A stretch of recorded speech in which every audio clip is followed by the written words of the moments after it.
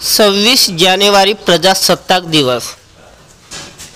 आज वंचित बहुजन आघाडीचे नेते प्रकाश आंबेडकर अकोला येथील पक्ष कार्यालय व अशोक वाटिका येथे अकोला प्रजासत्ताक दिनी ध्वजारोहण केले आणि आपण बघू शकता की यामध्ये असंख्य पदाधिकारी यामध्ये उपस्थित आहेत आणि प्रजासत्ताक दिनानिमित्त आज वंचित बहुजन आघाडीचे नेते ॲडव्होकेट बाळासाहेब आंबेडकर यामध्ये ध्वजारोहण करत आहेत आणि हे दृश्य अकोला येथील अशोक वाटिका आणि पक्ष कार्यालय यामध्ये प्रजासत्ताक दिन उत्साहात साजरा करण्यात येत आहे।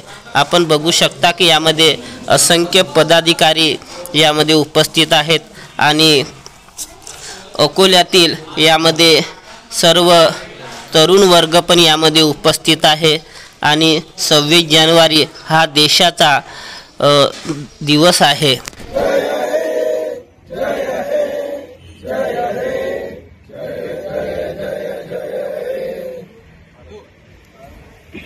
डॉक्टर बाबासाहेब